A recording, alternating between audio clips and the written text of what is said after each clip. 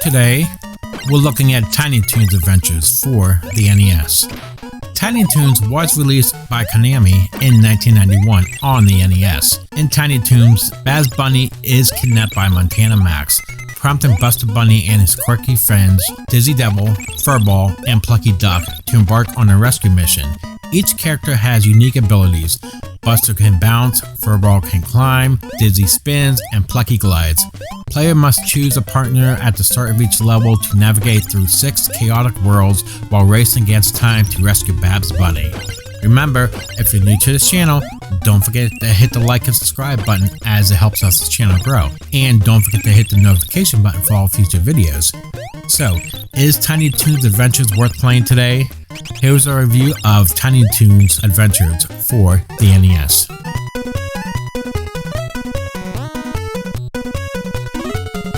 If you're Buster Bunny, there's nothing better than watching television. Montana Max appears on the screen when everything appears to go wrong.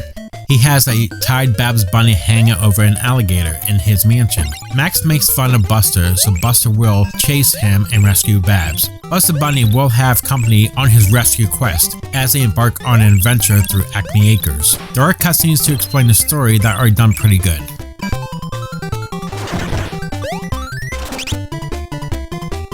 The controls are pretty good for the game. The D-pad moves your character to the left and right. You can press down to duck and make a running slide. The B button is used to run if you hold it down, and in cases where your character can attack, it's also performed with the press of this button. A is used to make your character jump. There are 6 main worlds in this game. The first 4 levels are divided into 3 levels with the boss ending in each one. The last 2 levels seem they are one long level. Buster Bunny will be your main character to handle at the beginning of each stage. Additionally, by gathering a certain item, you will be able to swap to a second character from Plucky Duck, Dizzy Devil, or Furball during the level. Each character is generally handled in a way that is a little slick and floaty, much like a prelude to controlling Luigi in the later Super Mario Bros. Games. However, the 4 characters all play and handle things a little differently at the same time. Holding down the jump button after a jump allows Plucky to glide or flutter farther in the air. Within stages, Dizzy Devil can spin and destroy specific blocks. Furball can scale vertical objects and stick his claws into the ground.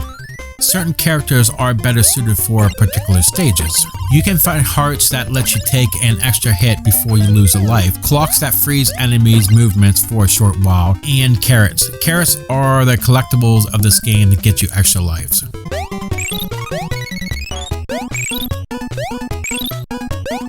The game is quite clear and bright, which is appropriate for a platformer game for children. Some levels feature fences, buildings, and patterned textures as a backdrop, while others have simply one color or a sky with a few clouds. It is simple to identify the characters from the cartoon because they are large and detailed.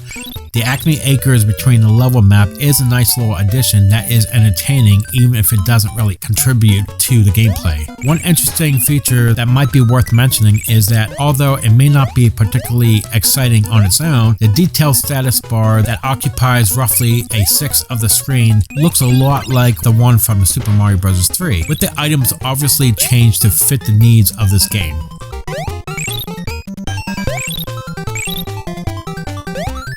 The game has some good background music. At the first one, you will hear a good adaptation of the theme song from the animated series.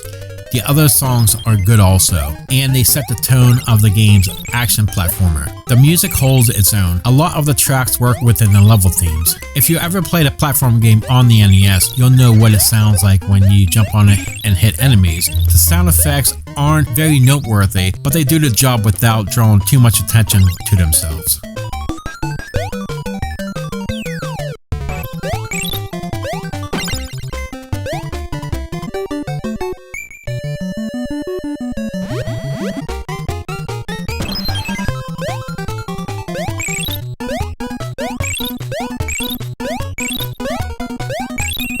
So, is Tiny Toons worth playing today? With its good visuals, great soundtrack, and entertaining platformer levels, Tiny Toons Adventures is by no means a terrible game. Additionally, being able to manage many characters is a benefit because in addition to being entertaining on its own, this feature offers some diversity and even replayability. Unfortunately, the game is limited by a few restrictions, a missed potential in this game to change characters at will, and there are some real problems with the one-hit death mechanic and occasionally inaccurate hit detection. But overall, while I did have some few negatives about this game, this is still a fantastic platformer game. It is still really fun to play today. If you're a fan of Tiny Toons or just like a good platformer game, this game is definitely worth checking out. I still have fun with this game and would highly recommend this. Tiny Toons for the NES is getting a 9.5 out of 10. So what did you think about Tiny Toons for the NES? Please leave comments below to share your thoughts. That would do for this episode. Remember to like and subscribe if you like this review.